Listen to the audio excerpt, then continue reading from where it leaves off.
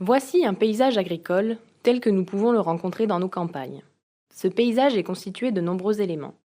On y trouve diverses parcelles de culture à différents stades de maturité.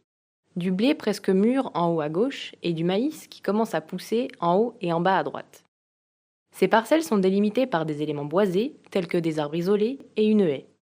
À proximité des cultures, le long des cours d'eau, se trouvent des bandes enherbées qui permettent notamment de lutter contre l'érosion des sols.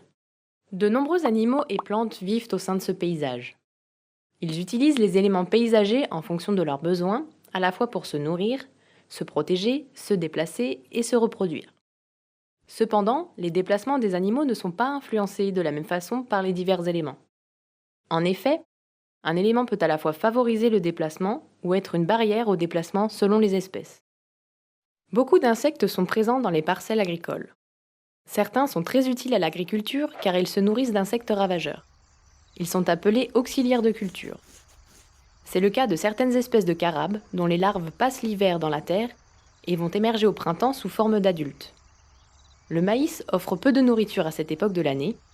Les carabes adultes se dirigent donc vers la parcelle de blé à proximité pour y trouver refuge et nourriture.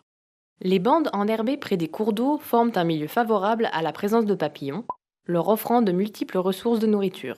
Ces éléments linéaires du paysage favorisent les mouvements des papillons entre les différentes parcelles de culture. Toutefois, la présence d'une haie entre ces cultures peut interrompre ces déplacements. Lorsque la végétation est dense, l'insecte ne peut pas franchir cet obstacle. En revanche, la haie offre un refuge idéal pour d'autres espèces de carabes vivant dans un milieu forestier. Ces carabes se déplacent le long de la haie, mais leurs déplacements peuvent être entravés par l'interruption de la haie et ainsi rendre les carabes vulnérables. Le paysage évolue au cours du temps. Le champ de blé a été moissonné pendant l'été. Les carabes présents dans le blé migrent donc vers la parcelle de maïs qui a grandi. La présence de haies contribue également au maintien des oiseaux au sein du paysage, leur permettant à la fois de s'abriter, de nicher et de trouver de quoi se nourrir, comme des petites baies par exemple. Les oiseaux, qui ont une plus grande capacité à se déplacer que les insectes, vont dépendre de la présence d'arbres dans le paysage. Les oiseaux sont des vecteurs de diffusion des graines de certaines plantes, leur permettant ainsi de se disperser au sein du paysage. Souvent, ces graines doivent passer par le tube digestif des oiseaux pour germer. La graine présente dans la baie ingérée par l'oiseau est libérée lorsque l'animal défèque.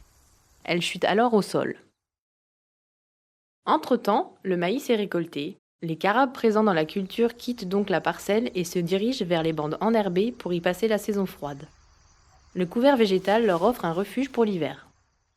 Au printemps suivant, la graine libérée par l'oiseau germe pour donner une nouvelle plantule.